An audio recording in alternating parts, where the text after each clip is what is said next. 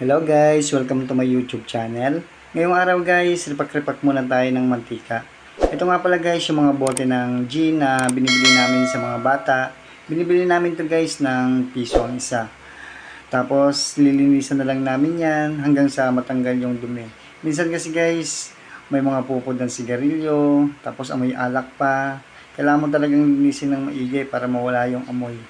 Amoy ng sigarilyo at amoy ng alak. Para pagbili ni customer, hindi mangangamoy alak at hindi ibabalik sa iyo ang items mo. Malaki din ang tubo namin dito guys sa pagre-repack ng mantika. Kasi sa 1 litro guys, nakaka-3 bote kami. Tapos ang bentahan namin dyan sa bote, 35 na. Kasi mahal ngayon ang mantika guys. Tapos bibilihan pa namin yan ng takip. Tapos ang bentahan namin yan guys sa 1 litro, 80 pesos. Tapos, tirapakin namin sa bote. Makakatatlong bote kami sa 1 litro. Di bali, 105 sa 3 bote. Sa 35 ang isa. Di ba? May tubo ka na agad na 25 pesos sa repack. Tapos, sa litro naman, may tubo ka pa rin dyan. Nagre-repack din kami guys ng 5 piso, 10 piso, 20 pesos. Mas malaki ang kita dyan guys or tubo sa ganyang repakan. Ayun no, sinasali ko na yung mantika sa bote. Hindi naman masyadong puno yan guys. Yung sakto lang, kung gaano karami yung laman ng gin, isasakto mo lang din siya sa ganyang karami. Dandahan lang sa pagsaling guys, kasi minsan napupuno yung imbudo, maapaw, pag natapon, lugi ka na.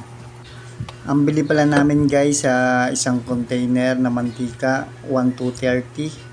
Medyo bumaba siya ngayon guys ng 20 pesos kasi nung nakaraan 1,250.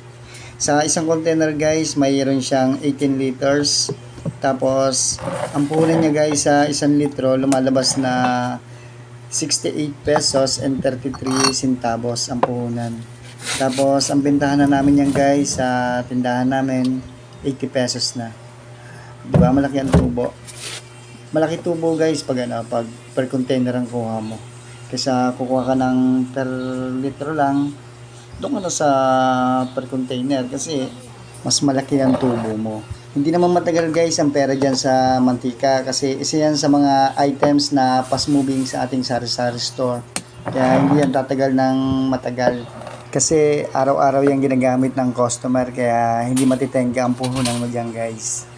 Guys, gusto ko lang pong sabihin sa inyo na hindi tayo magkakaparehas ng pagpipresyo sa ating sari-sari store. Magkakaiba po tayo ng pinagkukunan ng items kaya magkakaiba po ang ating presyo. Hanggang dito na lang ang video na to guys. Kung hindi ka pa nakasubscribe sa aking channel, mag-subscribe ka na para lagi kang update sa mga ganitong video.